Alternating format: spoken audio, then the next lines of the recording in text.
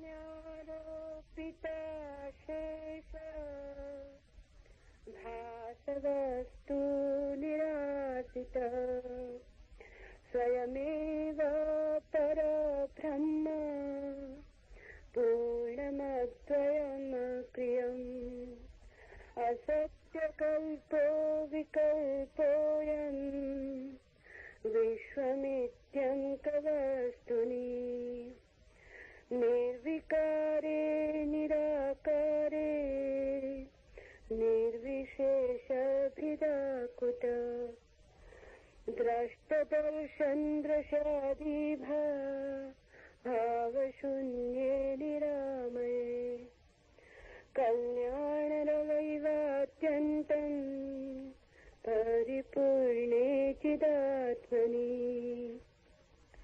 तेजसीवतमो यत्र विलीनं भ्रान्तिकारणम् अद्वितीय परे तत्त्वे निर्विशेषभेदाभूत एकत्वे परे तत्त्वे भेदकर्ता कथं भवेत् सुषुप्तौ सुखमात्रायां भेदकेनावलोकित। अपनी आत्मा में ही सब वस्तुओं का आभास केवल आरोपित है। उसको दूर करने से स्वयं ही पूर्ण अद्वैत और क्रिया शून्य पर ब्रह्म बन सकता है। एक ही आत्मा रूप वस्तु में ये जगत रूप जो विकल्प भेद जान पड़ता है वो लगभग झूठा है, क्योंकि निर्विकार निराकार और अव्यय रहित वस्तु में भेद कहाँ से आ जा सकता है। चिदात्मा दृष्टा दर्शन तथा दृश्य आदि भावों से रहित है, निर्दोष है तथा प्रलय काल के समुद्र की तरह परिपूर्ण है।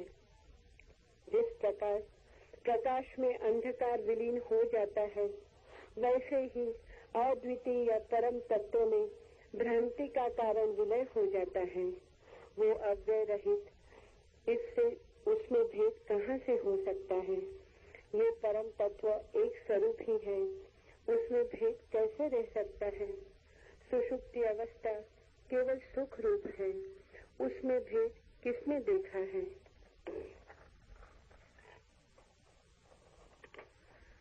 The appearance of things has only been imposed upon oneself. By eliminating it, the self becomes the absolute Brahman, who is the whole, one without a setting and without action. The appearance of the self in the form of the world of division is false, because one that is without change, form and organs cannot have any divisions. The conscious self is free from the feeling of the observer, the observation and the observed. It is innocent and full like the sea of the ultimate flood, which destroys the whole existence. As darkness dissolves in the light, so the cause of illusion dissolves in the Supreme, who is without a second. And that Supreme, being without organs, how could that Supreme have divisions? The Supreme Reality, being immutable, how could there be divisions in it? In the state of dreamless deep sleep, Sushupti, there remains only blissfulness. So, how could there be divisions in it?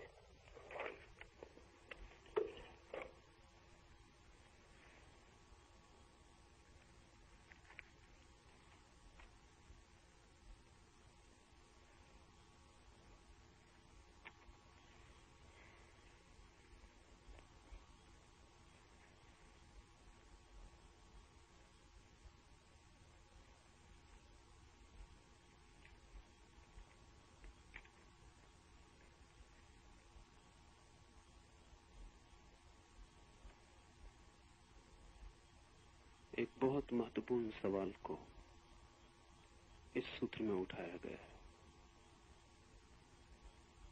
निरंतर आदमी के मन में ये सवाल उठता रहा है, सदियों से, सनातन से।